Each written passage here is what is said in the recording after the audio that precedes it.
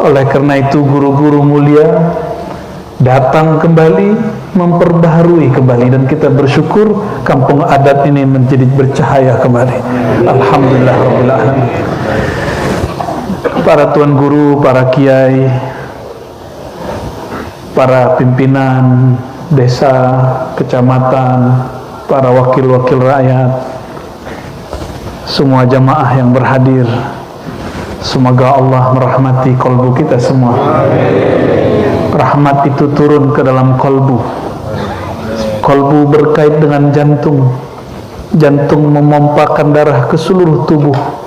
Maka siapa yang memandang, mengerti, merasakan rahmat Allah, sayang Allah, maka dia akan merasakan sekujur tubuhnya adalah bentuk kasih sayang Allah subhanahu wa ta'ala. Dan semua itu berkat Nabi Muhammad sallallahu alaihi wasallam. Nur Muhammad itu adalah asal muasal alam semesta. Sehingga Syekh Abdul Qadir Jilani mengatakan, aku mendapatkan kalam Sayyidina Muhammad sallallahu alaihi wasallam, al-alam minni wa ana minallah. Ini bukan hadis ya, ini ilham Syekh Abdul Qadir Jilani qaddasallahu sirrahu. Apa kata beliau? Aku mendapatkan sir baginda Nabi Muhammad sallallahu alaihi wasallam. Al-alam minni, alam semesta, manusiakah, jinkah, tumbuhankah, pohonkah, gunungkah? Berarti Gunung Rinjani masuk gak? Masuk. Masuk. Kampung adat Gama ya? Masuk. Masuk. Itu semua berasal dari nur Sayyidina Muhammad sallallahu alaihi wasallam. Saya sering menyampaikan ini. Sayyidina Musa diperlihatkan oleh Sayyidina Jibril, "Hai Musa, lihat tuh umat akhir zaman." Apa kata Sayyidina Musa? Akukah nabinya? Nabi Musa berharap dia menjadi nabi akhir zaman, nabinya kita. Jadi hidung kita yang gak mancung-mancung ini diharapkan wujudnya, hadirnya oleh Sayyidina Musa, nabinya Bani Israel, nabi yang dipuji-puja orang Yahudi hari ini yang perang di Gaza itu. Ya, kita doakan saudara kita di sana, Allah jaga, amin. Tapi penjagaan itu suka-suka Allah. Ya, para mujahid, semoga Allah terima syahadah mereka. Amin ya rabbal alamin. Lalu apa kata Sayyidina Jibril? Ya Musa, sudah ada nabinya. Nabiyuhum minhum, nabi mereka dari kalangan mereka sendiri. Lalu Sayyidina Musa mengatakan, kalau begitu ya Allah, jadikan aku salah satu umat Nabi Muhammad sallallahu alaihi wasallam. Kalau sekelas Nabi Musa berdoa menjadi umat Nabi Muhammad, masa ada orang hari ini putus asa jadi umat Nabi Muhammad SAW? Masa ada umat Nabi Muhammad putus asa lalu bunuh diri? Masa ada orang mengatakan, kenapa hidup kita begini-gini aja? Itu orang gak faham rahasia umat Nabi Muhammad SAW. Apalagi kalau yang ngomong begitu ustaz.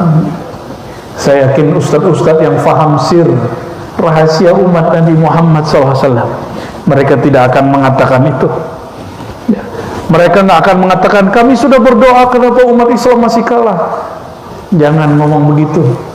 Sayyidina Muhammad SAW mengatakan kullu da'watin mustajabah ma lam yu'jal. Semua doa dikabulkan malam ya'jal atau yu'jal, selama yang berdoa tidak tergesa-gesa. Lalu sahabat bertanya, ya Rasulullah, mal ajal, apa itu tergesa-gesa?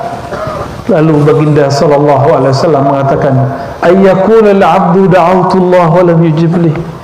Seorang hamba berdoa lalu mengatakan, aku sudah doa, kenapa Allah belum jawab juga? Pernah bicara begitu? Sering. Itu doanya langsung dicampakkan Allah subhanahu wa ta'ala. Ini orang doa atau mengumpat? Emang Allah anak buah kita sehingga kita boleh ngumpat-ngumpat dia? Jangankan diumpat oleh makhluk, kita diumpat oleh teman sendiri kita nggak terima, apalagi orang yang mengumpat Allah subhanahu wa ta'ala. Doa Nabi Musa makbul nggak? Doa Nabi makbul nggak? Karena doanya makbul, maka Allah izinkan Nabi Musa ketemu Nabi Muhammad SAW 6 kali di musim Isra Mi'raj. Yang pertama jadi makmum di Baitul Maqdis. Itu semua Rasul, semua Nabi jadi makmum Sayyidina Muhammad SAW. Coba perhatikan, imamnya orang yang masih hidup, makmumnya orang yang sudah wafat. Kenapa? Jangankan para nabi, para syuhada pun masih hidup walaupun tubuhnya sudah meregang, walaupun nyawanya sudah melayang, apalagi para nabi. Inilah dalil bahwa orang hidup dapat mengimami orang yang sudah mati. Nabi Muhammad SAW jadi imam, makmumnya siapa? Arwah para nabi, 124.000 nabi jadi makmum. Arwah-arwah para nabi ingin jadi umat Nabi Muhammad SAW. Kalau kita cerita tentang Isra Mi'raj, ketika Nabi SAW turun di langit ke-7 nggak berhenti, di langit ke-6 berhenti nggak? Siapa di langit ke-6? Sayyidina Isa. Langit berapa? Langit kedua. Langit ke-6 siapa? Nabi Musa. Kalau kita baca hadis lalu mendengar cerita-cerita orang yang mengisahkan Isra dan Mi'raj, terkesan Nabi Muhammad diberi bimbingan oleh Nabi Musa. Benar nggak? Muhammad, umatmu lemah, orang Lombok tuh lemah. Naik lagi ke atas, masa 50 sholat. Orang mengira Nabi Muhammad dibimbing oleh Sayyidina Musa. Ya. Itu kisah zahir. Kalau orang faham kisah yang sebenarnya, Sayyidina Musa penasaran dengan siapakah Nabi umat akhir zaman. Maka dari semua para nabi yang ada di langit, hanya Nabi Musa yang menahan Nabi Muhammad SAW. Apa kata beliau? Ya Muhammad, ini 50 rakaat, ini lama sekali, umatku nggak sanggup, kamu naik ke atas, minta rukhsah. Itu alasan Nabi Musa supaya ketemu Nabi Muhammad SAW. Ini secara kemakrifatan, boleh sepakat, boleh tidak, karena kemakrifatan ini rahasia yang didapat para guru, para masyayikh. Wa may yu'tal hikmata faqad utiya khairan katsira. Siapa yang dapat rahasia, dia telah diberikan rahasia yang besar. Mungkin gak selevel Nabi Muhammad dibimbing Nabi Musa? Mungkin gak? Mungkinkah selevel Nabi Muhammad tidak mengerti orang Lombok gak sanggup sholat 50 rakaat? Tidak mungkin. Terus itu apa? Apa kata Sayyidina Muhammad SAW? Man ra'ani dakhalal jannah, tuba liman ra'ani. Beruntung orang yang memandang kepada aku. Maka Sayyidina Musa ingin mengamalkan itu. Dia pandanglah Nabi Muhammad SAW. Naik lagi ke atas. Kalau turun kan nggak ketemu lagi. Udah kamu naik lagi ke atas, biar ketemu lagi di bawah. Allahumma salli ala Sayyidina. Terserah orang mengatakan ini dongeng ya, tapi secara hakikat, jika Nabi Musa ingin menjadi umat Nabi Muhammad SAW, maka setiap umat bermimpi berjumpa dengan nabinya. Jangankan Nabi, guru pun dimimpikan jumpa. Apalagi sang Nabi, sumber dari ilmu sang guru. Maka kalau ada yang jumpa guru, itu sebenarnya bentuk rindu kepada Rasulullah SAW. Namun karena tidak jumpa Rasul, minimal jumpa orang yang memegang ilmu Sayyidina Muhammad SAW. Mic-nya grogi, padahal tangan saya gemetar, belum kuat megangnya. Allahumma sholli ala Muhammad. Kembali ke ayat yang tadi dibaca Tuan Guru, ala bidzikrillah tatma'innul qulub. Ketahuilah hanya dengan zikrullah. Salah satu makna zikrullah apa? Mengingat nama Allah, ya. Betul. Kalau sebut nama nggak kenal punya nama, repot. Tahu nama tapi nggak tahu orangnya. Ketemu orangnya, kita nggak percaya, masa kamu orangnya? Maka dalam hadis Muslim disebutkan, hadis sahih, nanti di akhirat Allah bermanifest, mengambil satu bentuk. Allah tidak punya bentuk, tapi Allah memantulkan nurnya dalam satu rupa, bisuratil lati la ya'rifunaha. Begitu lafaz hadisnya, dengan citra rupa yang mereka tidak kenal. Lalu sang rupa ini mengatakan, wahai manusia, ana rabbukum, aku Tuhan kalian. Lalu orang-orang ini yang tidak kenal hakikat Allah subhanahu wa ta'ala, mereka mengatakan, lasta bi rabbina, kau bukan Tuhanku. Ini karena dia waktu di dunia nggak ngaji ilmu ma'rifat, nggak ngaji ilmu ma'rifat, karena suka membayang-bayangkan Allah dalam bentuk satu rupa. Dia lupa bahwa sirnya Allah ada dalam semua rupa, tapi dia tidak ada rupa. Lalu Allah datang lagi dengan rupa yang mereka bayangkan. Lalu rupa itu mengatakan, wahai manusia, ana rabbukum, akulah Rabb kalian. Lalu mereka mengatakan, na'am anta rabbuna, engkaulah Tuhan kami. Nah itu, jadi di akhirat pun nanti tidak langsung Allah mengenalkan jati dirinya kepada kita. Lalu gimana caranya supaya nanti apabila Allah menyapa kita di akhirat, kita kenal? Itulah yang disebut oleh para guru dulu. Ini juga bukan hadis, tapi imam kita bermimpi jumpa Rasulullah SAW, maka disebut hadis ilhami, bukan hadis Nabi. Dalam mimpinya dia bertanya, wahai baginda, kata ahli hadis ini palsu, menurut engkau gimana? Dijawab oleh baginda Rasulullah SAW dalam mimpinya, itu hadisku. Maka imam ini setiap kali menulis lafaz ini dia katakan, qala Rasulullah SAW, Rasulullah bersabda. Tapi ini ahli hadis gak sepakat ya, dibiarin ya. Ini yang nulis juga ahli hadis. Apa kalimatnya? Kalimat yang sudah barangkali kita hafal semua. Man arafa nafsahu faqad arafa rabbahu. Siapa yang kenal dirinya, kenal Tuhannya. Itu kalimat belum selesai.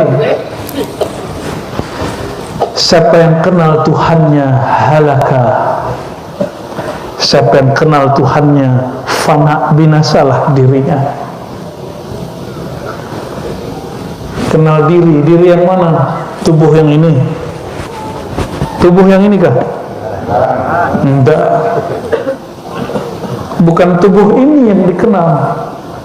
Maka Imam Ghazali dalam kitab Kimyas Sa'adah mengatakan, yang dipanggil oleh Allah ya ayyuhallazina amanu bukan tubuh fisikmu, tapi itu tubuh batinmu, diri sejatimu. Siapa yang kenal diri sejatinya, sang sejati akan mengenal zat yang maha sejati. Sejati itu dari bahasa sezati. Sezati. Ya, satu zat, yaitu Allahu Ahad. Ini berat gak nih? Tapi kalau kampung sini mah nggak berat ya. Ngajinya 3 waktu soalnya. Insya Allah ya. Allahumma sholli ala sayyidina Muhammad. Maka mengenal diri, ada diri yang zahir. Diri yang zahir ini bersumber dari nur Nabi Muhammad SAW. Diri yang zahir ini ada 4 unsur. Coba apa aja? Aduh, mantap sudah. Tapi lebih dominan yang mana? Api apa tanah? Hah? Api apa tanah? Api apa tanah? Kalau api gawat ini. Ada mereka hadir sebagian.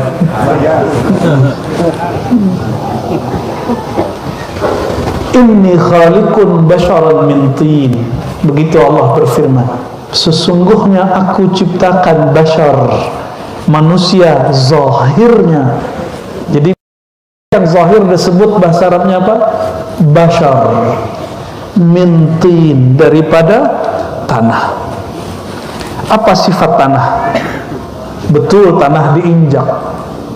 Tapi kalau nggak ada tanah, ada padi kah?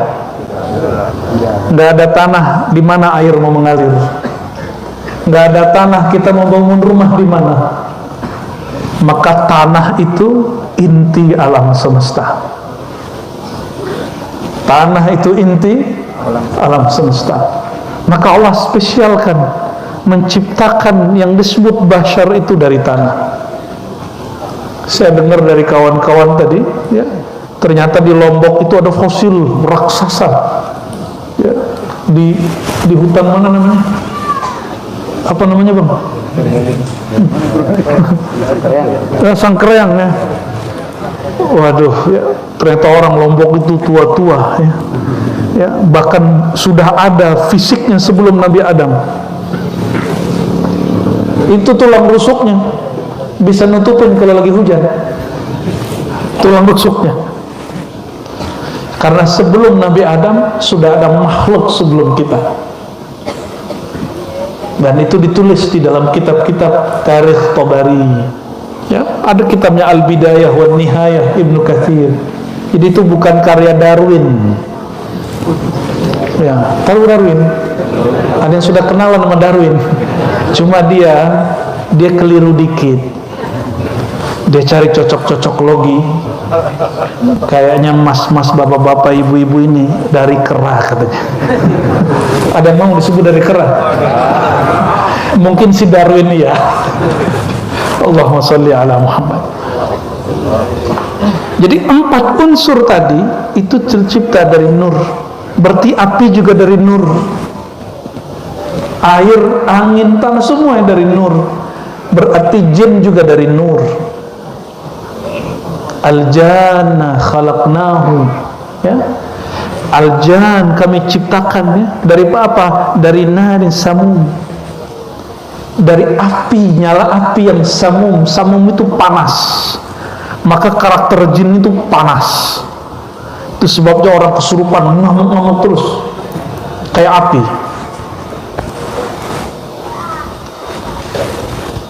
Maka dalam riwayat Ibnu Abi Hatim, tafsir Ibnu Abi Hatim disebutkan, ini juga disebut oleh Imam Tabari, disebut oleh para imam. Ini kalau orang nanya dalil, ya.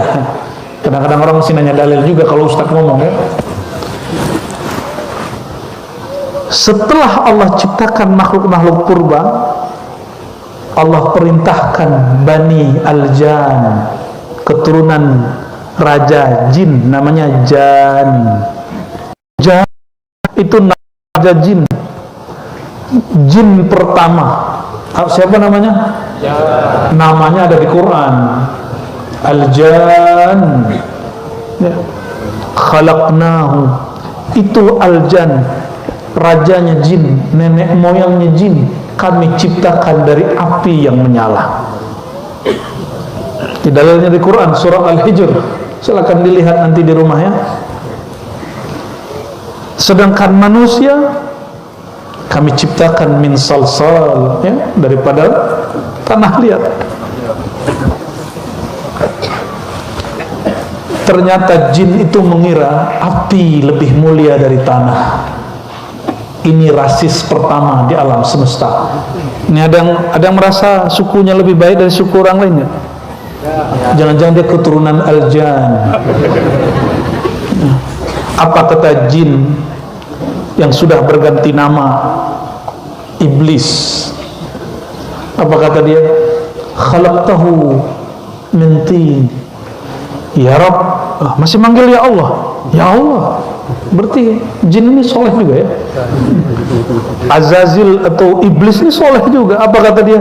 Ya Allah, engkau ciptakan manusia itu dari tanah, sedang aku dari api, lebih mulia akulah, gitu maksud dia. Ada orang Lombok ngomong ini, aku kan orang Lombok, dia orang Jawa. Ada yang ngomong begitu? Itu jangan-jangan keturunan itu. Nggak ada, ya. Kita ini alhamdulillah terlahir di pulau-pulau yang berbeda-beda, tapi kolbunya insya Allah sama. Kolbunya kolbu Nabi Muhammad sallallahu alaihi wasallam. Tubuh yang zahir ini mesti kita kenal bahwa dia bersumber dari nur Sayyidina Muhammad SAW, dan nur Sayyidina Muhammad SAW lebih tua dari langit dan bumi, lebih tua dari arasy, lebih tua dari kursi. Wasi'a kursiyyuhus samawati wal ard, kursi Allah lebih luas dari langit dan bumi, dan kursinya Allah tidak lebih tua dari nur Nabi Muhammad sallallahu alaihi wasallam. Maka disebutkanlah ya, dalam kitab Imam Ghazali bahwa nur Nabi Muhammad itu memancar 4. Nah, yang 4 itu ada yang jadi arasy, ada yang jadi kursi, ada yang jadi langit, ada yang jadi bumi.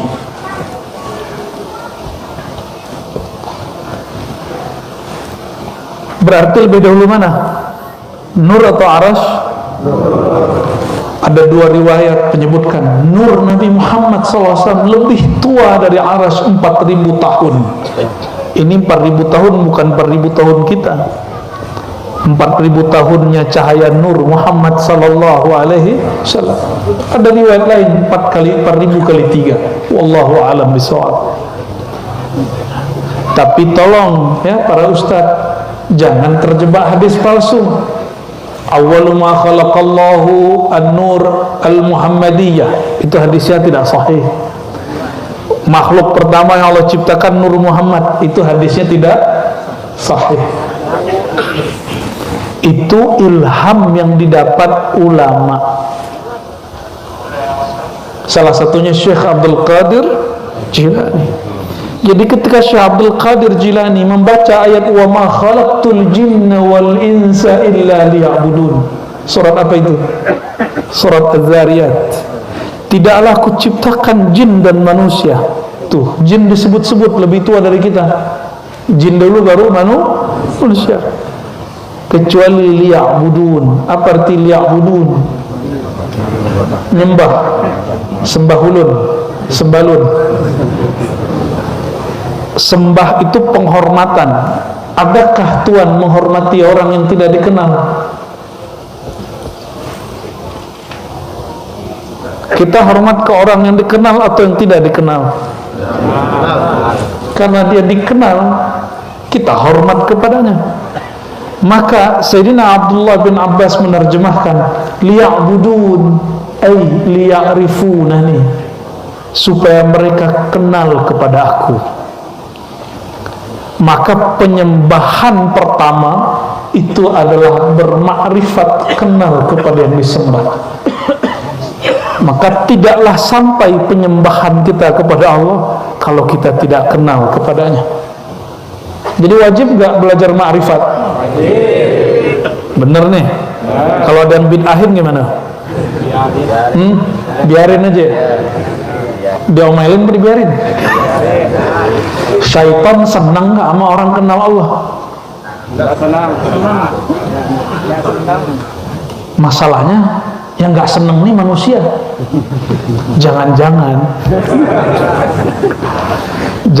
apa? Jangan-jangan turunan. Yang gak seneng kita kenal Allah itu syaitan. Masalahnya syaitan itu minal jinnati wan nas, ada jin ada manusia. Kalau jin kita sudah tahulah repotnya dia manusia berjubah syekh, berjubah kiai, berjubah ustaz, terus mengatakan belajar ma'rifatullah bid'ah. Bukankah kita dapat dari kecil awwaluddin ma'rifatullah? Benar? Sudah sering dengar ya? Awwaluddin Ada yang namanya Awaludin? Siapa Awaludin namanya? Oh, itu Awaludin bener tuh. Bener namanya itu Awaludin. Berarti ente ma'rifatullah dong. Yang namanya Awaludin dapat hadiah Rida. Mana ridanya tadi, Cung?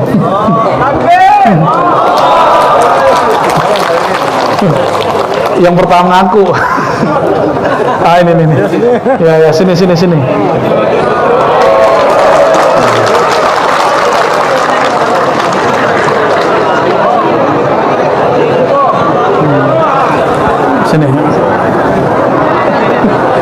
Ya, sini ya. Maju. Ini nggak ada lelang ya. Allahumma sholli ala Muhammad wa ala alihi. Ya.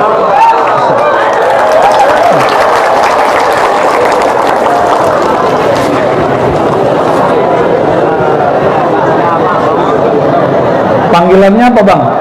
Awal ya? Awal pedin? Apa lu? Awal lu? Din, panggilannya lu kali ya? Saya cuma ngecek. Berarti memang orang Lombok suka ngaji Awaludin, sampai orang tuanya ngasih nama anaknya Awaludin. Ya. Jangan dikasih nama Syarifuddin pakai SY. Nah, itu panggilannya disari.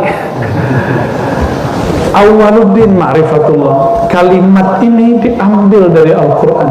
Fa'lam annahu la ilaha illallah. Maka ketahuilah, ma'rifatilah, ilmuilah, pelajarilah, annahu bahwasannya la ilaha. Kajian ma'rifatullah isinya kajian apa? Kajian la ilaha illallah. Jadi kalau ada orang mengatakan ma'rifatullah kajian bid'ah, berarti belajar la ilaha illallah bid'ah dong ya. Mungkin dulu ada orang salah ngaji ma'rifat. Kalau ngaji ma'rifat lalu mengatakan Allah ada dalam diri, untuk apa lagi sholat? Itu sebenarnya kalam-kalam syaitan. Kalam-kalam apa? Syaitan. Karena syaitan ini ahli hakikat juga. 18.000 bertapa. Ada yang sudah pernah suluk 18.000 tahun. Lah baru 18 menit udah pegel kaki. Ya, tadi Pak Kiai mimpin udah pikir cepat Pak Kiai. Ya, pasti begitu. Iblis itu 18.000 tahun. Kita sampaikan ini di mana-mana supaya orang sadar. Engkau mendekat kepada Allah bukan dengan wiridmu, karena wirid kita pasti kurang dibandingkan syaitan. Engkau ingin kenal kepada Allah bukan dengan jumlah zikirmu, karena zikir kita pasti kalah jumlah dengan iblis. Maka orang yang mengandalkan jumlah zikir, lama riyadhah, lama khalwat dan suluk, orang-orang ini akan ditipu oleh iblis. Kenapa? Karena iblis lebih tahu seluk-beluk khalwat daripada mereka, lebih mengerti seluk-beluk riyadhah, latihan mujahadah daripada mereka. Terus jalan kepada Allah satu-satunya cuma satu. Maka beliau mengatakan, Sayyidina Muhammad SAW, hadis sahih, hadis yang sahih, ini bukan hadis ilhami. Ana madinatul ilmi wa aliyun babuha. Hadis Imam Tirmizi, ana darul hikmah wa aliyun babuha. Hadisnya mutawatir. Akulah kota ilmu. Coba bayangkan kota Jakarta, bayangkan apa aja dikata. Ada jalan tol, gedung-gedung, apa lagi? Ya, tempat cari duit di situ. Ya. Apa aja di situ ada. Semua fasilitas ada di kota. Dan beliau mengatakan, aku bukan kota dunia, aku kota ilmu. Apa maksud? Maka fa'lam, maka ilmuilah. Apa maksudnya? Masuklah ke dalamku, masuklah ke dalam diriku, masuklah ke dalam kotaku, kata Sayyidina Muhammad SAW. Barulah engkau kenal siapa Allah Subhanahu wa ta'ala. Maka jika fa'lam, berilmu, belajar, bermakrifat itu wajib, sedangkan inti sumber makrifat, sumber ilmu adalah Sayyidina Muhammad sallallahu alaihi wasallam, maka satu-satunya jalan mendekat kepada Allah itu ayat yang dibaca oleh qori kita tadi, Qul in kuntum tuhibbunallah fattabi'uni. Jika benar kalian cinta kepada Allah, kalau cinta pasti ingin kenal, kalau cinta ingin dekat kepadanya, maka fattabi'uni, masuklah ke dalam kota ilmu. Jadi jalan bertuhan itu ilmu. Berilmu itu ibadah tertinggi. Karena orang keputus ilmunya, maka dulu terpisahlah 3 waktu dengan 5 waktu, karena ilmunya kepisah. Tapi alhamdulillah ya, yang di tengah itu ya, beliau datang lagi, digabung lagi. Itu berkat ilmu. Berkat, kalau ilmunya di luar kota Nabi, di luar diri Nabi, di luar silsilah thariqat Nabi, pasti ilmunya kepisah-pisah. Orang belajar hakikat, ninggalin syariat. Itu ciri orang belajar ilmunya bukan di kota ilmu, bukan dalam diri ilmunya Rasulullah sallallahu alaihi wasallam. Ya. Maka jalan-jalan di ilmu itu ada jalan zahir namanya mazhab, ada jalan zikir namanya tariqat, ada jalan batin sir namanya hakikat, ada jalan puncak namanya jalan ma'rifat. Betul, di kota ada jalan? Nah, ma'rifat itu jalan tolnya. Ma'rifat itu jalan? Ya, kalau nggak pakai ma'rifat jadi jalan tol, E-O-L. Ya, jangan dibaca Pak. Makanya orang belajar ma'rifat meninggalkan syariat. Nih perhatikan, secara hakikat sholat itu 50. Maka orang hakikat tuh nggak ada yang malas sholat, apalagi membatalkan sholat, apalagi mengingkari sholat. Diperhatikan, subutul haqaiq bitahqiqis syara'id. Ciri-ciri indikator hakikat seseorang sampai ke ma'rifatullah bukan diselewengkan oleh iblis. Dia menghormati syariat, karena syariat itu sudah rukhsah. Dari 50 jadi 5. 5 itu rukhsah, keringanan bukan? Maka bagi ahli hakikat sholat 5 waktu itu bukan beban, itu keringanan. Gampang 5 waktu itu. Kenapa? Bagi mereka zikir kepada Allah, sholat itu setiap napas, sholat daim. Kalau sholat 2 rakaat gampang, maka tidak ada ahli hakikat yang berat untuk sholat subuh. Kalau ketiduran mungkin ya, ada wajah-wajah ketiduran nih. Kita kan nggak tahu. Bayangkan Sayyidina Muhammad SAW mengatakan, aku kota ilmu, Ali pintunya. Semua sahabat sholat di masjid. Sayyidina Ali ujung hidungnya nggak ada. Berarti orangnya ada nggak di masjid? Nggak ada. Hidungnya nggak ada di masjid, berarti orangnya nggak ada. Batang hidungnya nggak ketemu. Maka Sayyidina Muhammad SAW kemudian nanya, Aina Ali? Mana? Aku kota ilmu, pintuku mana? Maka Nabi nggak ngajar hari itu. Nabi datangin rumah Sayyidina Ali. Hadis Sahih Bukhari. Ternyata Sayyidina Ali ketiduran. Tapi jawabannya pakai ayat. Ya Rasulullah, jiwaku digenggam oleh Allah. Jawabnya pakai ilmu hakikat. Sayyidina Ali, orang ahli ilmu hakikat, ma'rifat, ditanya oleh Rasulullah, ya Ali, wahai mantuku tersayang, kenapa engkau ketiduran? Jawabannya apa? Ya Rasulullah, jiwaku digenggam oleh Allah. Antum gak boleh jawab begitu, cukup Sayyidina Ali jawab begitu. Apa jawaban Sayyidina Muhammad? Nabi tidak mengingkari jawabannya. Maka ilmu hakikat tidak mungkin dibatalkan oleh syariat, syariat tidak mungkin ditinggalkan oleh hakikat. Nabi Muhammad cuma ngomong ini, wa kanal insan aktsaru syai'in jadalah. Ayat dibaca, memang manusia itu banyak argumentasinya, banyak acaranya, banyak alasannya. Nabi cuma baca ayat itu. Siapa insan di situ? Sayyidina Ali. Tapi Nabi Muhammad SAW enggak marah. Dimaklumi pengantin baru, pengantin budak. Ya. Sayyidina Ali. Siapa istrinya? Sayyidatuna Fatimah. Ya. Walau alam mereka ngapain malam tadi kan? Ya. Supaya tahu tahajud bareng terus ketiduran ya. Allahumma sholli ala Sayyidina Muhammad. Bayangkan pintu ilmu aja bisa ketiduran, apalagi yang bukan pintu ini. Ya. Wa aliyun babuha, ini bukan hadis Syiah, ini hadis Ahlus Sunnah dan juga dipakai oleh orang Syiah. Periwayat hadis ini Imam Tirmizi. Di riwayat Tirmizi ada satu lafaz, ana madinatul hikmah, ana darul hikmah wa aliyun babuha. Akulah kota hikmah, kebijaksanaan, wisdom, ilmu pengetahuan, ma'rifat. Pintunya Sayyidina Ali. Maka perhatikan, semua mazhab tarekat pasti bersanad ke Sayyidina Ali. Di sini tarekatnya apa, Pak Haji, Pak Kiai? Qadiriyah Naqsyabandiyah. Tarekat Qadiriyah dari Sayyidina Ali. Naqsyabandiyah juga dari Sayyidina Ali dan Sayyidina Abu Bakar Siddiq.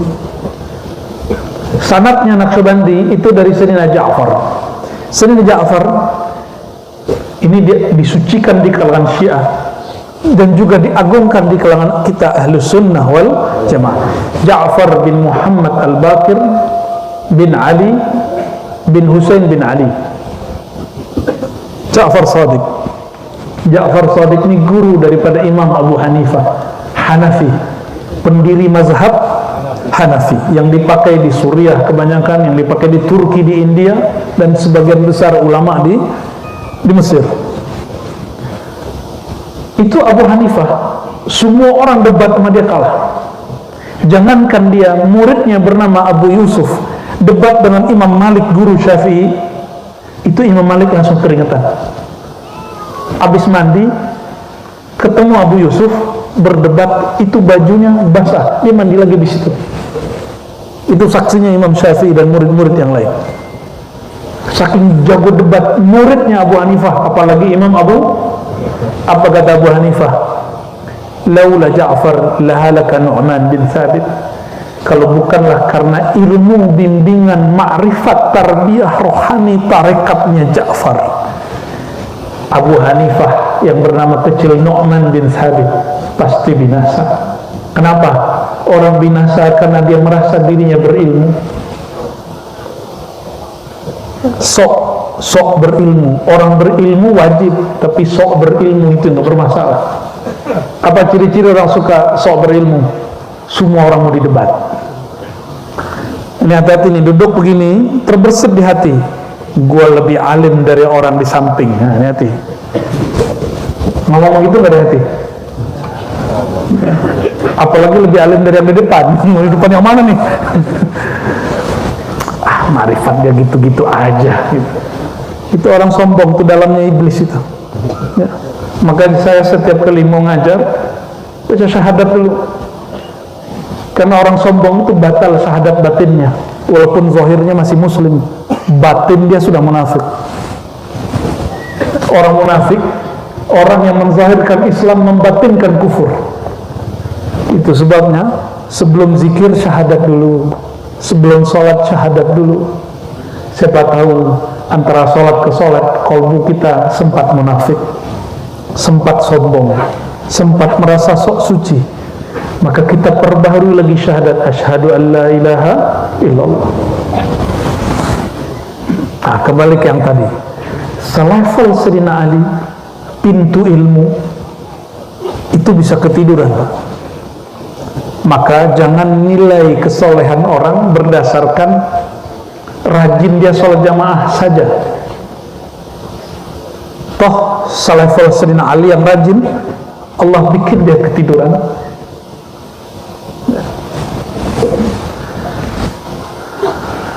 Wajahnya ke wajah-wajah serius gitu ya. Allahumma sholli ala Muhammad. Maka fa'lam annahu, maka masuklah kamu kepada kota ilmu. Maksudnya apa? Masuklah kamu kepada ilmu Nabi Muhammad, karena sumber ilmu Sayyidina Muhammad.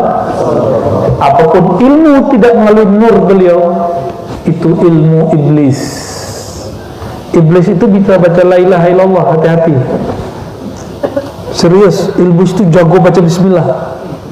Iblis itu bisa menirukan kun fayakun. Maka keyakinan iblis itu kadang-kadang lebih kuat dari orang beriman biasa. Mau kalah sama iblis? Iblis dengan yakinnya doa, ya Rabb anzirni ila yaumi yub'atsun. Ya Allah, tolong tangguhkan umurku sampai akhir zaman. Doa iblis mustajab nggak? Kenapa? Karena dia manggil dengan yakin, ya Rabb, ya Tuhan.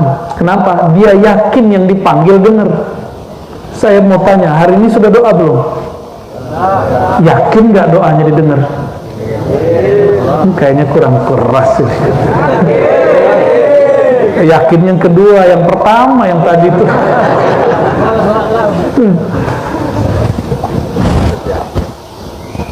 Emang kalau antum nggak yakin Allah nggak dengar? Emang kalau kita nggak yakin Allah nggak tahu? Tapi Allah bukan menjawab berdasarkan pengetahuannya. Allah menjawab berdasarkan kondisi kolbu hambanya. Orang doa, siapa aja doa, Allah pasti dengar. Allah pasti tahu. Dia belum doa, Allah sudah tahu apa yang mau dibaca. Orang yang belum lahir, doanya pengen jadi wakil rakyat, Allah tahu. Apalagi sudah lahir, apalagi sudah nyalek, apalagi mau nyalon lagi, Allah sudah tahu semua. Tapi masalahnya Allah jawab atau tidak, itu bukan berdasarkan pengetahuan Allah. Nah, perhatikan hadisnya. Ini hadis sahih. Innallaha la yujibu an qalbin ghafil. Allah itu tidak menjawab doa orang yang kolbunya ghafil. Apa arti ghafil? Lala itu yang tadi dibaca korek kita, ya. Gimana ayat dari in kunna an haza ghafilun, ya. Ghafilin, ya. Sungguh kami lalai lupa terhadap persaksian ini. Jadi apa yang diingat waktu berdoa? Bukan Allah dengar, Allah selalu dengar. Apa yang diingat, yang dihadirkan waktu berdoa? Rasa dulu pernah jumpa, dan sekali jumpa sebenarnya selalu jumpa, karena Allah tidak pernah berubah. Yang berubah kita. Allah berubah nggak? Benar, yakin? Maka sekali Allah disaksikan, selama-lamanya Allah di, apa kata para arwah? Qalu bala syahidna, kami menyaksikan engkau ya Allah. Maka sekali dia disaksikan, sebenarnya selama-lamanya dia disaksikan. Tapi apa kata manusia? Karena dia dihijab oleh tubuh dan akalnya. In kunna, gimana tadi ayatnya? Anhaza ghafilin. Sungguh kami terhadap pertemuan persaksian itu kami lalai. Jadi orang yang ingat rasa itu, doanya pasti mustajab. Masalah berikutnya, Allah pasti jawab orang yang merasakan, yang menghadirkan rasa persaksian itu. Tapi kapan Allah menunaikan jawabannya itu? Suka-suka kita apa suka-suka Allah? Maka jangan pernah nuntut-nuntut Allah. Kerja kita cuma berdoa dan berusaha. Kapan Allah kemudian berikan? Suka-suka dia. Ya, ini adab seorang hamba. Orang yang alim tidur. Orang yang suka zikir tapi nggak alim lagi zikiran, mana yang lebih mulia? Tidur tapi alim. Semangat sekali. Mohon maaf, kadang-kadang saya kalau ngaji marifat saya ketawanya lepas. Cuma kalau ngaji marifat saya ketawa lepas. Kalau melihat biasa-biasa itu sulit saya ketawanya. Orang alim tidur, ilmunya hilang nggak? Orang lagi zikir ketiduran, zikirnya masih ada nggak? Paham? Maka yang ditakuti syaitan orang alim yang tidur atau orang yang sedang zikir tapi ilmunya tidak ada. Apalagi orang alimnya zikir, itu syaitan kabur. Apa zikir yang paling ditakuti syaitan?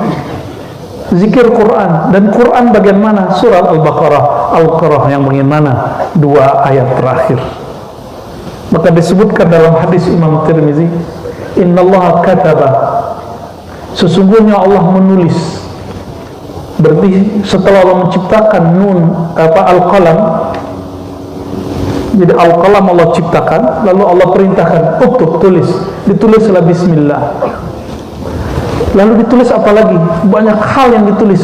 Bi alfai amin qabla khalqis samawati wal ard, sebelum diciptakan langit dan bumi 2000 tahun Allah menulis itu di Al-Qalam, dengan Al-Qalam.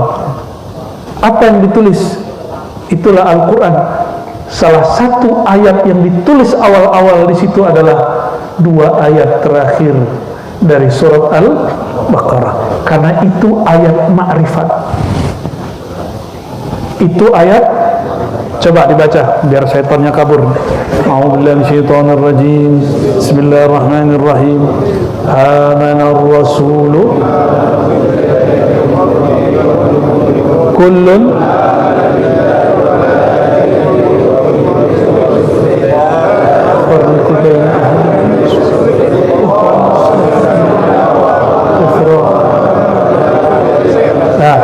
stop dulu. Setiap kali ada orang mengatakan amanna, kan amanah Rasul, lalu kita mengatakan sami'na wa ata'na, amanna billah, amantu billah, aku taat, aku dengar, aku iman, itu syaitan nangis. Ingin buat syaitan nangis? Baca ayat itu sering-sering. Apalagi seorang hamba mengatakan ghufranak, itu syaitan kabur langsung. Dia menangis. Ghufranak, apa arti ghufranak? Bukan mama gufran, bukan. Ya, ghafarallahu lahu wa lana, lana wa lahu. Ya. Ghufranak, apa arti ghufranak?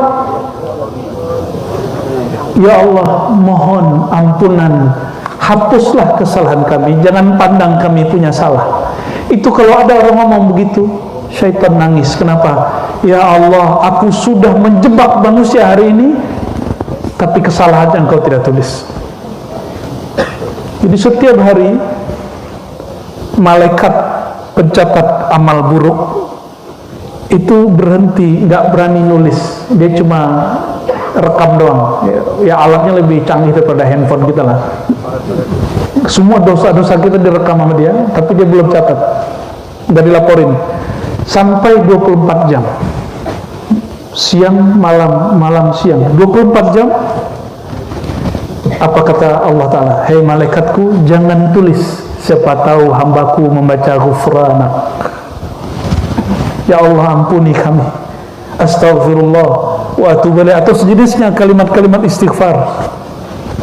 Jika si hamba baca itu sekali langsung dihapus, kecuali hak-hak adami, hak-hak manusia mesti dikembalikan. Orang korupsi mesti dibalikin, ya, zalim mesti minta maaf. Canggih nggak tuh kalimat ghufranak? Tapi ada kalimat hakikat di dalamnya. La nufarriqu baina ahadin, kami tidak membeda-bedakan salah satu pun dari rasul-rasul itu. Kenapa? Hakikatnya rasul itu satu, yaitu nur Sayyidina Muhammad SAW. Semua nabi ngambil dari nur Sayyidina Muhammad SAW. Mereka mengambil nurnya dari nur Sayyidina Muhammad SAW. Makanya ada ungkapan begini di hadis sahih, ya. Hadis Imam Muslim. Apa kata Sayyidina Muhammad SAW? Inna ummati, sesungguhnya umatku, la yudra, tidak dapat ditebak, awaluhu khairun am akhiruh, yang terbaik itu generasi awal atau generasi terakhir. Saking baiknya, bagusnya generasi akhir. Apa baiknya generasi akhir? Ini kita generasi terakhir ini, Pak. Ini sudah lama, ini sudah hampir 1500 tahun. Hijriahnya sudah berapa sekarang? 1446. Oke. Coba 1446 itu hijrah, tambahkan 13 tahun Nabi di Mekah, berapa?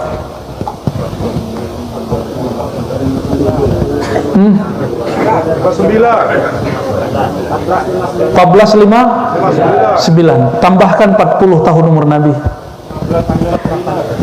1499, sudah hampir berapa? 1500 tahun dengan umur Sayyidina Muhammad sallallahu alaihi wasallam. Ini sudah tua dan ini akhir umat Nabi Muhammad sallallahu alaihi wasallam. Maka semua peradaban hari ini, siapa yang bisa menyangka di tahun 90-an semua orang bisa ngomong jarak jauh? Sakti kan? Dulu kita kalau mau ngomong jarak jauh kita diam dulu begini. Saya dulu kalau duit saya nggak ada, tahun 2004 kuliah, duit saya habis, dulu nggak ada handphone, maka saya duduk zikir sebentar, saya kirim message ke ayah saya, Pak, duit habis. Ya. Baru tanggal 20 kebanyakan beli kitab, duit habis, mau makan nggak ada lagi, 10 hari nggak bisa makan. Itu saya nangis dalam hati, ya Allah, ini baru segini aku nggak sanggup, nggak bisa makan. Ya, dan saya nggak berani minta orang, nggak berani minjem. Selesai saya kirim doa, kirim Fatihah, kirim pesan, saya sujud. Ternyata di atas, di lantai, di tempat sekretariat asrama ada telepon. Bapak saya nelfon, pas kita lagi kirim Fatihah. Dulu kita nggak bayangin bisa ngomong pakai handphone begini. Sekarang apa-apa tinggal ke Bank Haji Sofan, langsung teleponnya beres. Sakti kan? Maka Nabi Musa kalau hadir hari ini dia bingung, umat Nabi Muhammad ini keren kali kan. Aku mau jumpa Nabi Muhammad, nggak bisa pakai video call, mesti di langit ke-6 dulu kan. Sekarang orang ketemu cukup video, bahkan kalau nggak ketemu udah lihat YouTube-nya aja ya. Allahumma salli ala Sayyidina Muhammad. Orang-orang dulu dia berkirim kabar lewat kolbu, namanya telepati, ya, telekolbu, telepon kolbu. Karena kolbu itu dalamnya nur, kecepatannya seperti nur, nyampe langsung. Maka hati-hati dengan kolbu, hati-hati dengan hati, ya, takut jatuh hati nanti. Belum nyampe dijatuh duluan. Allahumma salli ala Sayyidina Muhammad. Jadi orang lalai itu lalai dari apa? Lalai dari pertemuan persaksian dengan Allah Subhanahu. Maka setiap hari berlatihlah bersyahadat. Ini yang dikatakan Sayyidina Muhammad SAW. Jaddidu imanakum. Hadis yang sering kita dengar ya? Perbaharui syahadatmu la ilaha illallah. Lalu sahabat bertanya, bagaimana caranya wahai baginda? Jaddidu aksiru min qawli la ilaha illallah. Perbanyak pengetahuanmu tentang la ilaha illallah. Kalau dulu saya menerjemahkannya perbanyak baca la ilaha illallah, benar secara wirid thariqah, tapi secara hakikat marifat, aksiru min qawli la ilaha illallah, dalam-dalami kalimat la ilaha illallah. Berarti belajar hakikat la ilaha illallah wajib tidak? Wajib. Supaya zikirnya nikmat. Kayak tadi nggak berharap cepat berhenti. Kenapa? Karena zikirnya nikmat. Anak kecil dikasih makanan yang dia nggak tahu makanan itu enak, dia terima nggak? Maka supaya dia tahu makanan itu enak, kasih tahu dulu. Kasih tahu namanya kasih ilmu. Jangan barangnya dikasih dulu, ilmunya belakangan. Kasih ilmunya dulu. Fa'lam dulu baru annahu la ilaha. Fa'lam ma'rifati dulu la ilaha illallah baru baca la ilaha illallah. Ya. Kalam itu diambil dari imam ahli hadis bernama Imam Bukhari. Apa kata beliau? Al-ilmu qabla al-qawli wal amal. Ma'rifat dulu, baru kamu membaca, baru kamu beramal, jangan dibalik. Ini mohon maaf, kadang ini kita ini solehnya kebalik-balik. Tahu soleh kebalik-balik? Soleh kepala ditaruh di kaki. Belum saatnya anak dipaksa sholat, kita paksa sholat. Maka anak kita kalau dengar azan tuh kayak terancam. Sampai gede, udah azan aja nih. Sampai gede, itu korban tuh. Ajarkan dulu siapa yang disembah, apa rahasia sujud, kenapa sujud itu begitu, kenapa ruku itu begitu. Maka orang kalau dengar azan dia rindu. Bukan Sayyidina Muhammad SAW di Sahih Bukhari dikatakan, Nabi idza hanat waktu salat, jika datang waktu salat, maka Sayyidina Muhammad SAW itu seperti orang yang lupa sama dunia, difokus kepada Allah Subhanahu wa ta'ala. Itu Nabi Muhammad. Beda sama kita, orang azan kita masih ngudut kan, tanggung gitu ya. Beda kayak gitu, ngaku ahli marifat. Sorry, cukup katakan saya belajar marifat tapi belum mendalaminya. Saya belajar hakikat tapi belum beradab dengannya. Ya, malu kita kepada Rasulullah SAW. Ada orang yang lebih alim di sini daripada Rasulullah? Bener? Rasulullah udah ketemu Allah, udah jumpa sama Allah, selalu berkalam-kalam dengan Allah, semua alam dari nurnya. Betul? Rasulullah itu mengatakan, uridat aliyya a'malu ummati, semua amalku sudah diperlihatkan kepadaku. Antum duduk di sini, Rasulullah sudah dilihatin. Tanggal berapa ini? 14 Agustus. Ya. Di masjid apa namanya? Jami' Ar-Rahman, Fathur Rahman, di kampung adat Pegadangan, desa Pegadangan, Pengadangan, kirain Begadang. Umatku berkumpul membicarakan aku sang kota ilmu. Itu Rasulullah sudah dilihatin. Kenapa? Karena beliau hamba sang waktu. Allah mengatakan anad dahru, akulah sang waktu. Maka suka-suka Allah. Allah mau taruh Nabi di alam dia atau di masa depan, suka-suka Allah. Jadi yang menyintas waktu, yang menembus waktu masa depan, yang kembali ke waktu masa belakang, itu Rasulullah SAW. Maka beliau cerita masa lalu, cerita hakikat dirinya dulu nur, cerita tentang malaikat sebelum diciptakan, cerita tentang aras. Itu sudah tua sekali. Ternyata nur beliau lebih tua dari aras. Ya, maka Nabi naik ke aras. Pertanyaannya, lebih mulia Nabi atau aras? Aras itu tempat Nabi bermunajat kepada Allah. Jadi di atas langit sana, di atas langit bukan di langit, maka masjidnya Nabi namanya Aras. Di bumi namanya Baitullah, namanya Masjid Nabawi. Maka di setiap tempat beliau punya masjid. Nanti di akhirat nama tempat beliau di atas Aras ada lagi tempat beliau namanya Maqam Mahmuda. Maka siapa yang berdoa ba'da azan, ya, ba'da azan, Allahumma rabba hadhihi ad-da'wati at-tammah was-salatil qa'imah ati Muhammadanil wasilata wal fadilah wasyarafata, itu tambahan ulama, ya.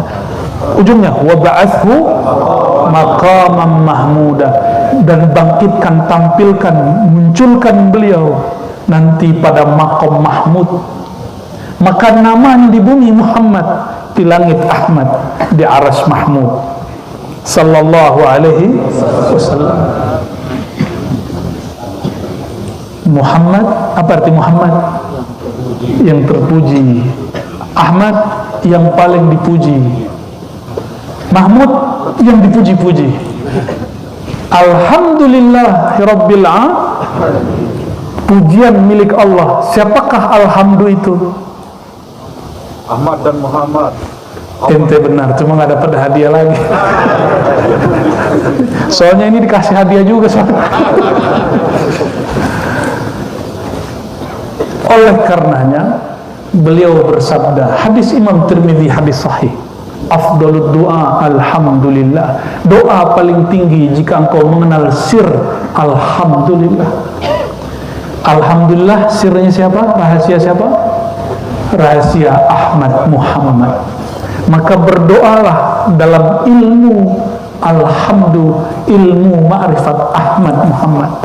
Itu yang dikatakan di dalam syair-syair qasidah, ya. La yaqibu man lazabih. Tidaklah ditolak doa orang yang memohon tawassul dengannya. Saya sudah tawassul tapi kok nggak dijawab? Bukan nggak dijawab, sudah dijawab, tapi Allah tunaikannya nanti. Sabar. Semua doa yang pakai tawassul langsung dijawab oleh Allah Subhanahu wa taala. Selama orang tengah ngomong, aku udah doa tapi kok belum, itu langsung dibuang lagi tuh. Tawassulnya dicampakin lagi. Ya. Ini tawassulnya nggak bener. Ini karena dia bertawassul nggak ngerti ma'rifat. Oke, kita kasih pertanyaan yang tadi, kita ulang biar mantap. Kita doa, yakin ya nggak yakin Allah dengar nggak? Oke. Sholat 100 rakaat, sholat 2 rakaat, Allah tetap dekat nggak? Dekatnya sama nggak? Belum tentu. Lah kenapa Pak? Yang berkah itu lebih fokusan kita. Oh, lebih fokus. Jawabannya di luar persangkaan saya. Orang sholat 2 rakaat dengan sholat 4 rakaat, kedekatan Allahnya sama nggak? Sama. Bahkan, mohon maaf, ini jangan salah paham. Orang sholat sama nggak sholat, Allah tetap dekat nggak? Masalahnya orang yang nggak sholat ini nggak merasakan kedekatan, gitu aja. Allahnya dekat, ente yang nggak merasa dekat, makanya nggak sholat, atau sok dekat, makanya nggak sholat. Jadi orang sok dekat nggak sholat deh.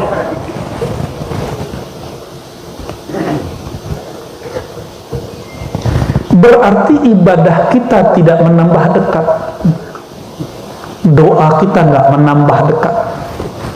Nih, tolong diluruskan ya. Ini banyak yang GR dengan sholat-sholatnya nih, ya.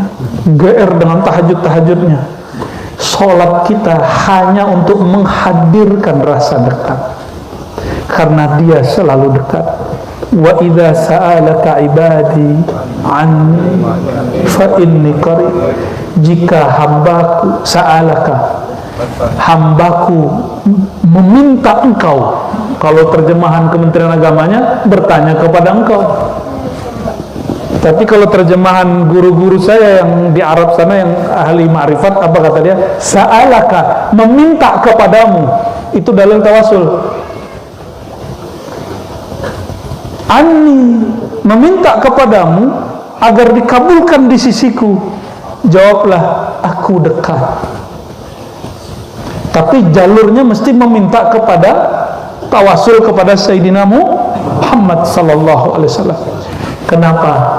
Yang paling dekat kepada Allah, yang paling merasakan dekat kepada Allah, itu hanya Sayyidina Muhammad sallallahu alaihi wasallam. Kalau sudah jelas Sayyidina Muhammad SAW orang paling dekat kepada Allah, maka jalan paling cepat kepada Allah mendekat ke siapa? Jadi wasilah. Bizatil, beliaulah zat wasilah itu sendiri. Itulah yang tadi sore saya baca. Ada hadis Imam Muslim, as-salatu nurun. Salat itu nur, itu terjemahan biasa orang baru belajar bahasa Arab. Salat itu nur. Tapi yang paham ilmu ma'rifat Nabi Muhammad SAW, as-salatu dalam bahasa Arab, as-salah artinya apa aja? Salat, apalagi arti salah?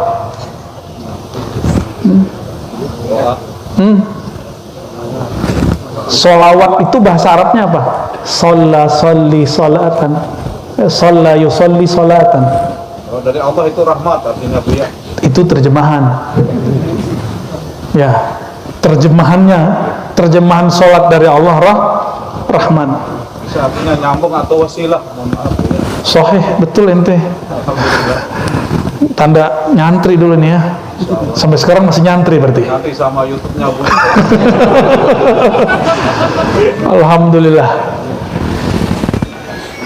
Maka ada kalimat, apa kata Nabi? Aksiru minas salati alaihi yaumil jum'ah. Perbanyak salat kepadaku hari Jumat. Ada salat ke Nabi.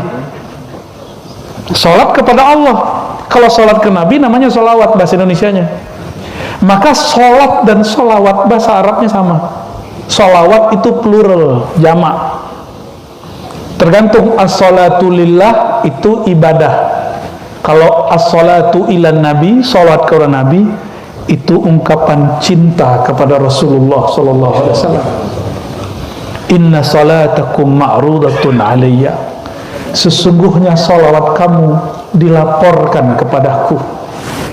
Kita salawat Allahumma salli ala, coba Allahumma salli ala Sayyidina Muhammad. Ya Allah, sampaikan rahmatmu kepada Nabi Muhammad SAW.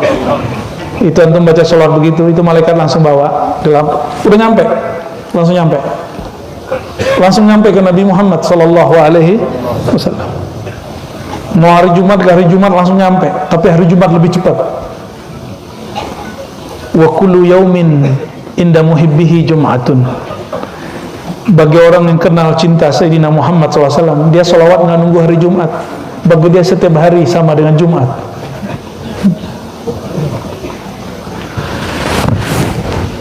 Berarti kalau ingin dekat kepada Allah, mesti dekat kepada Rasulullah. Kalau ingin kenal kepada Allah, mesti kenal Rasulullah sallallahu alaihi wasallam. Maka kami menghimbau, mari belajar ma'rifatullah, ma'rifatun Nabi sallallahu alaihi wasallam. Belajar dua pilar ini, ma'rifatullah, ma'rifatun Nabi, mengenal sang Nabi Muhammad sallallahu alaihi wasallam. Baik zahirnya, syariatnya, tarikatnya, hakikatnya, ma'rifatnya, semuanya. Jangan nanggung belajar tentang Nabi Muhammad sallallahu alaihi wasallam, ya. Karena beliau kota ilmu, di situ ada jalan syariat, ada jalan tarikah, ada jalan hakikah, ada jalan ma'rifah. Ada ilmu yang zahir, ada ilmu wirid, ada ilmu warid, ada ilmu rahmat dari Allah Subhanahu wa taala. Semoga kita yang hadir malam ini Allah takdirkan mendapatkan dua rezeki ini, ma'rifatullah, ma'rifatun Nabi sallallahu alaihi wasallam, bihaqqin Nabi sallallahu alaihi wasallam. Al-Fatihah. Bismillahirrahmanirrahim.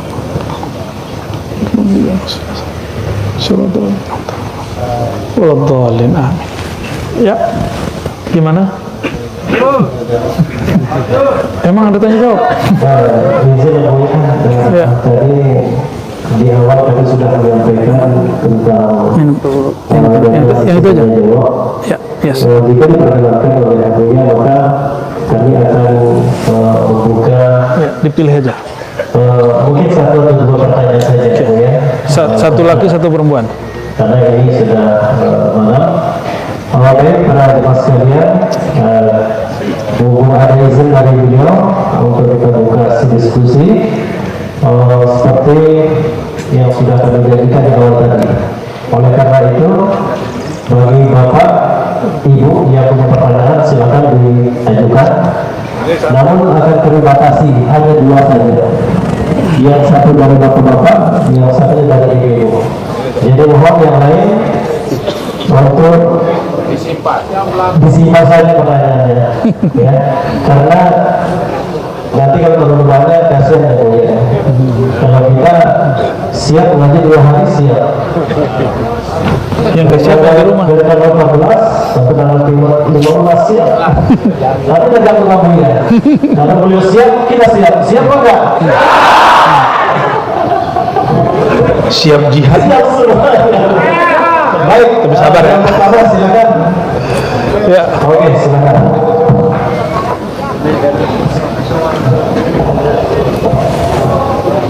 Satu perempuan ya. Satu perempuan.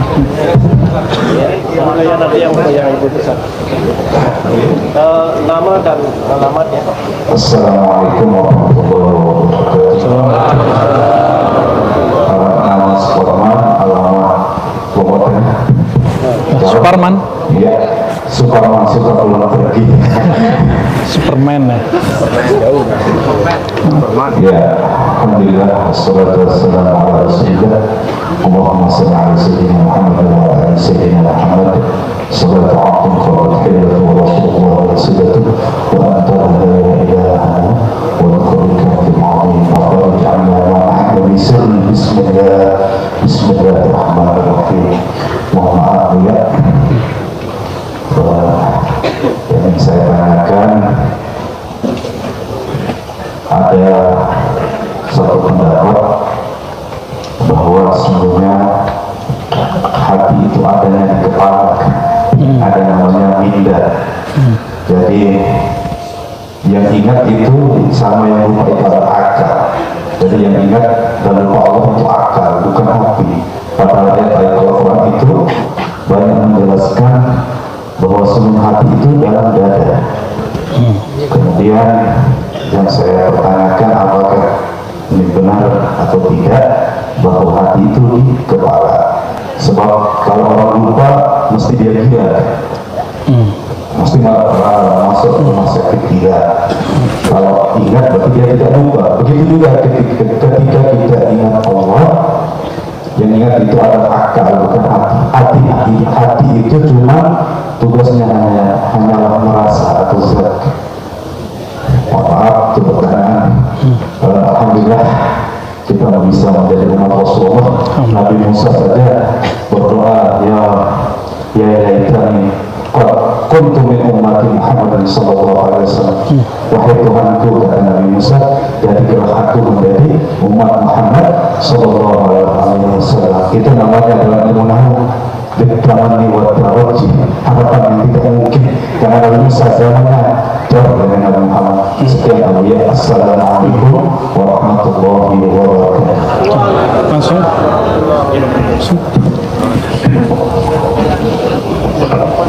Baik, satu lagi dari ibu, silakan. Mohon yang sebelah kiri mungkin lebih dekat.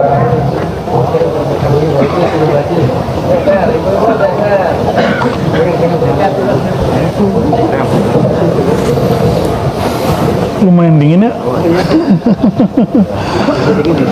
Untung rame jadi nggak berasa. Bismillahirrahmanirrahim. Assalamualaikum warahmatullahi wabarakatuh. Assalamualaikum warahmatullahi wabarakatuh. Perkenalkan, nama saya Rizal Zawardani, masih remaja guys, bukan ibu-ibu. Dari Pengadaan, alhamdulillah anaknya Bapak Aldin tadi ya, Bapak Aldin dari dia. Oh, anaknya. Pertanyaan saya itu tadi hati saya cukup tertegun ketika beliau mengatakan bahwa di dunia ini sebenarnya hanya dua, ketika sedih ada senang dan begitu sebaliknya.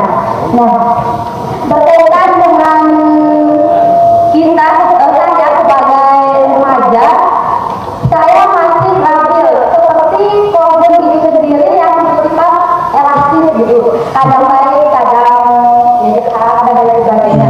Jadinya ketika saya sebagai remaja dengan sikap takabur itu membuat saya kadang merasa baik, kadang merasa susah, kemudian bisa berpadu sama problem yang sekarang, bahwa di dunia maya ini, di dunia elektronik ini, kita sebagai remaja itu masih tergiur dengan hal-hal yang seperti itu.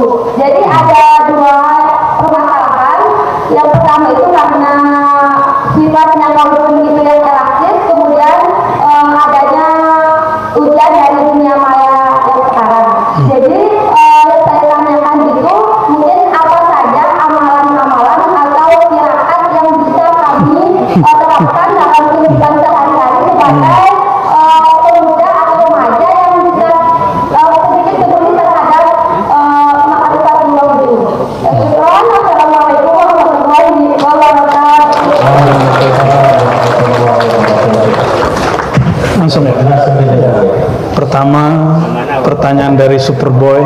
Superman.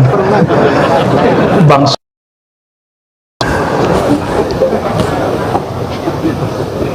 apa pertanyaannya tadi ya?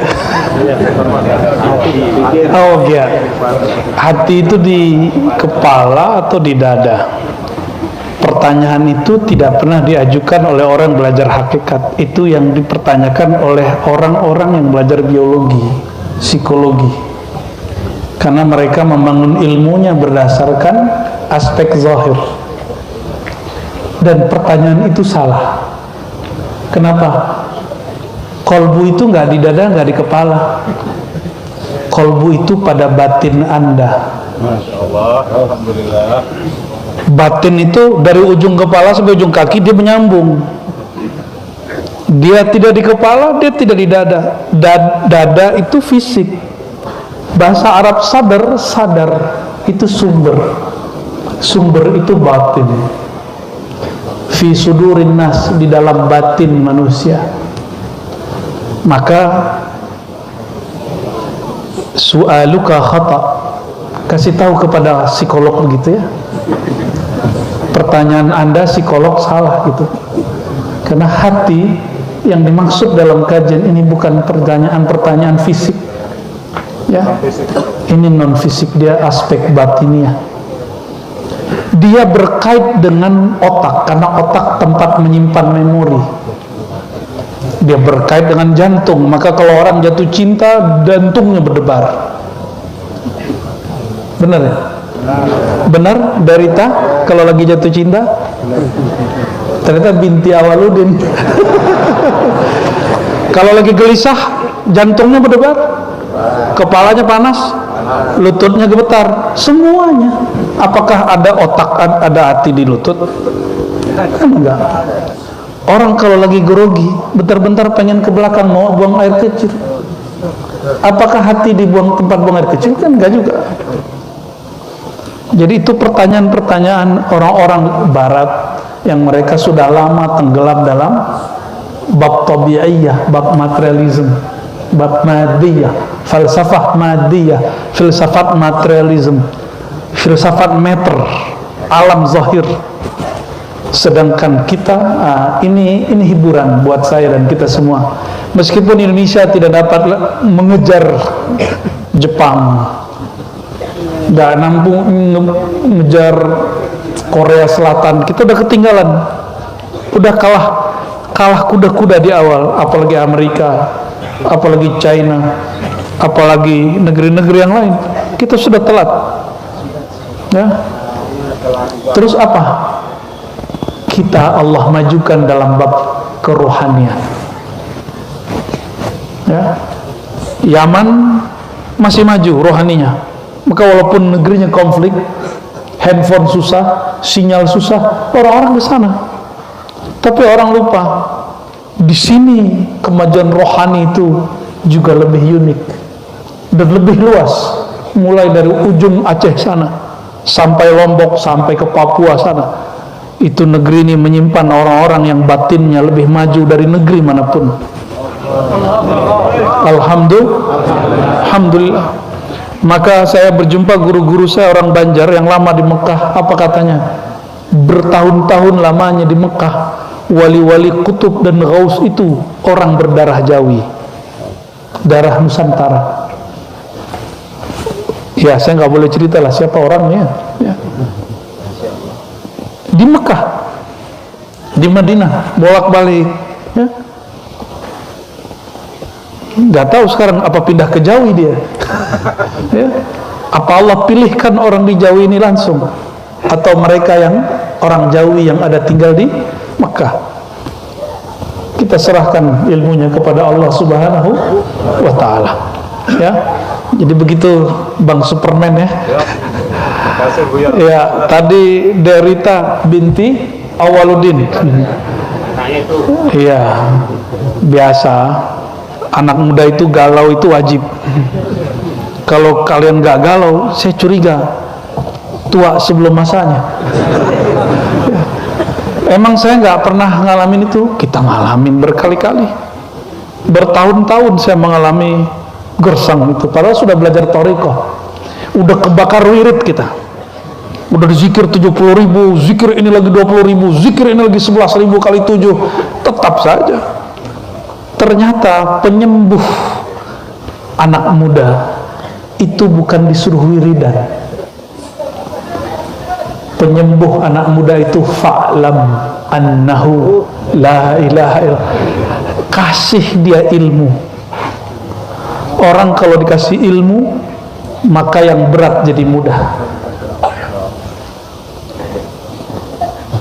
Kalau orang tahu rahasia sholat witir, nggak ada yang mau ninggalin sholat witir. Kalau orang sudah tahu rahasia pergi umroh, maka berapa juta pun dia bayar, benar nggak? Benar. Orang kalau sudah kenal Rasulullah SAW seperti Sayyidina Abu Bakar, maka semua hartanya diserahkan untuk Rasulullah SAW. Kita kan nggak sanggup seperti Sayyidina Abu Bakar. Sayyidina Abu Bakar nggak sanggup, nggak cukup lagi uangnya, maka dia bilang, wahai Rasulullah, apa lagi yang membuat engkau senang? Ini putriku nikah. Sayyidina Umar nggak mau, anaknya ada janda satu, Hafsah, dikasih juga buat Rasulullah. Jadi itu Rasulullah bukan Rasulullah jelalatan, Rasulullah itu ditawarkan. Dan Rasulullah termasuk orang yang paling sedikit istrinya di zaman itu. Padahal Sayyidina Abdullah bin Abbas mengatakan, akramuna, orang yang paling mulia di umat ini, aksaruhum azwaja, yang paling banyak zuatnya. Tapi Rasulullah cuma segitu istrinya, ya, sallallahu alaihi wasallam. Ya, kita tinggalkan bab itu ya, jangan bahas itu dulu. Jadi apa obat kalau perempuan? Laki-laki sama. Perempuan laki-laki itu jenis kelamin badan, kalbu nggak ada kelaminnya. Ruh kita nggak ada kelaminnya nggak? Nggak ada. Cuma Allah emang kasih tanda, ini ruh Allah tiupkan kepada laki, ini ruh Allah tiupkan kepada perempuan. Tanda itu hanya Allah yang tahu. Ya, ada dikasih Allah tanda. Maka nggak ada namanya ruh ketukar tubuh. Kan ada yang ngomong begitu, aku adalah perempuan di tubuh laki-laki. Enggak begitu. Jasad. Belajarlah ma'rifatullah. Terus kenapa sesama jenis bisa suka? Itu bukan ruhmu. Ruhmu tidak laki, tidak perempuan. Tubuhmu laki perempuan. Berarti ada faktor X tadi. Yuwaswisu fi sudurin nas minal jinnati wan nas, yang merubah kecenderungan batin seseorang itu was-was dari syaitan bernama Khannas. Khannas ini bisa berwujud jin, masuk ke korin, bisa berwujud teman, komunitas. Maka berkomunitaslah orang-orang yang baik, bukan orang-orang suci, orang baik. Apa beda orang suci dengan baik? Suci itu malaikat, nggak ada dosanya. Kalau orang baik, dia mungkin tidak suci. Ini depan saya orang suci apa orang baik? Tanda orang baik ngaji. Suci nggak? Saya pun nggak suci. Saya menjamin wallahi Ar-Razi tidak suci. Baru bangun tidur sampai sekarang sudah banyak dosa saya. Tapi kita ingin jadi orang baik. Innal hasanat yudhibnas sayyiat. Ya. Karena satu kebaikan dapat menghapus keburukan. Semoga noda-noda hitam kita dihapus oleh Allah dengan kemakrifatan. Jadi apa obat galau anak muda? Untuk semua, tidak hanya derita, semuanya. Mulailah diskusi-diskusi ma'rifatullah. Jangan nunggu tua. Saya belajar ma'rifat dimulai umur 11 tahun sampai sekarang gak puas-puas. Itulah makna wa in ta'uddu ni'matallah lan tuhsuha. Jika engkau mencoba mengukur, menghitung, mengkaji terus nikmat Allah, dan nikmat tertinggi nikmat bermakrifat. Nikmat apa? Nikmatnya bukan main. Indahnya hidup bersama Allah, itu dia orang bermakrifat. Nikmat, orang itu bahagia terus. Maka afrahun nas wa as'aduhum a'rafuhum billah. Orang paling bahagia, paling senang itu orang yang kenal kepada Allah SWT. Dan kenal kepada Allah dimulai dari kenal namanya, kenal kekasihnya, kenal orang-orangnya, kenal keluarganya. nggak langsung main lamar-lamar aja ya. Ya, kenal dulu. Maka Allah, Rasulullah SAW mengatakan ya, ahlul Quran itu ahlullah wa khasatuh. Ahli Quran itu keluarga Allah dan keluarga spesialnya Allah. Al-Quran ini dua. Quran itu ada yang tersurat, tapi Quran sejati tersirat di dalam kalbu Nabi Muhammad SAW. Di zaman Nabi, Quran itu sudah ada cetakannya belum? Maka kalau disebut Quran, itu kalbu Nabi Muhammad SAW. Ya, dan kita punya kalbu, siapkan kalbunya menerima nur Nabi Muhammad SAW, sehingga kita menjadi keluarga Nabi, meskipun tidak berdarah sayyid, tidak berdarah syarif, tapi berdarah ahlul Quran, orang yang cinta kepada Quran, cinta kepada nur Quran, yaitu nur Muhammad sallallahu alaihi wasallam. Maka semua yang hadir ini itu keluarga Nabi Muhammad sallallahu alaihi wasallam. Amin ya rabbal. Barangkali itu, semoga pertemuan ini dicatat Allah sebagai pertemuan cinta, pertemuan kasih sayang dalam namanya, dalam nama kekasihnya Sayyidina Muhammad sallallahu alaihi wasallam. Mohon maaf salah kurangnya. Semoga Allah menggenapi kekurangan kita, menutupi semua aurat kita, menutupi semua noda batin kita, dan menyampaikan cinta dalam hati ini kepada sang pemilik hati, yaitu Allah Subhanahu wa taala. Allahumma ya Rahmanir Rahim, ya Rahmanir Rahim, ya Allah, ikuti ya Allah, ya Allah, ya Allah. Wahai yang maha dekat, wahai yang zatnya maha dekat, ampunkan kami ya Allah. Kami tidak merasakan kedatangan Engkau, kami tidak merasakan kehadiran Engkau, bukan karena Engkau jauh ya Allah, tapi karena hati kami bernoda ya Allah. Ighfir lana dzunubana, maka ampuni noda-noda batin kami ya Allah. Ampuni semua dosa-dosa kami ya Allah. Ampuni semua hijab-hijab yang menghalangi kami kepada Engkau ya Allah. Allahumma ya Allah, ya Nur, salli ala abdika nurika nabiyina Muhammad SAW. Ya Allah yang maha sumber cahaya, limpahkanlah cahaya Engkau kepada zat cahaya Sayyidina Muhammad SAW. Lalu limpahkan Allah cahaya Sayyidina Muhammad kepada kalbu kami yang gelap karena noda itu, yang gelap karena lalai mengingat Engkau, karena lalai terhadap Engkau dengan cinta dunia, dengan panjang angan-angan. Allahumma ya muqallibal qulub, ya musarrifal qulub, ya Allah yang membolak-balik hati kami, yang menggerakkan hati kami, mohon gerakkan hati kami tambah dekat kepada Engkau. Ya Allah, jika Engkau mengubah isi hati kami, ubahlah isi hati kami dari kejahilan menjadi kealiman, dari emosi kemarahan menjadi penyabar, menjadi orang yang berakhlak keras, berhati keras menjadi berhati lembut. Ya Allah, jika Engkau melihat di hati kami ada kegelapan, mohon Engkau beri cahaya. Jika Engkau melihat ada kotoran, mohon dibersihkan. Ya Allah, jika Engkau melihat ada sekutu, ada syirik di hati kami, mohon malam ini, detik ini ya Allah, hapus semua kesyirikan di kalbu kami. Tahhir qulubana amman siwak. Ya Allah, bersihkan hati kami dari selain Engkau. Wamla' qulubana ya Allah bihubbika wa hubbi nabiyika Muhammad sallallahu alaihi wasallam. Mohon ya Allah, yang mana semuanya mudah di tangannya, penuhilah kalbu kami dengan cinta kepada Engkau, cinta kepada kekasih Engkau, cinta kepada orang-orang yang mencintai Engkau. Allahumma ya Allah, akhiran ya Allah, nas'aluka husnal khitam, nas'aluka husnal khitam ya Allah, bihusnil khatimah. Ya Allah, kami tidak tahu akhir hayat kami seperti apa, tapi kami berbaik sangka kepada Engkau ya Allah. Engkau akan memisahkan nyawa dengan badan kami dalam keadaan kami memandang, menyaksikan la ilaha illallah Muhammadur Rasulullah.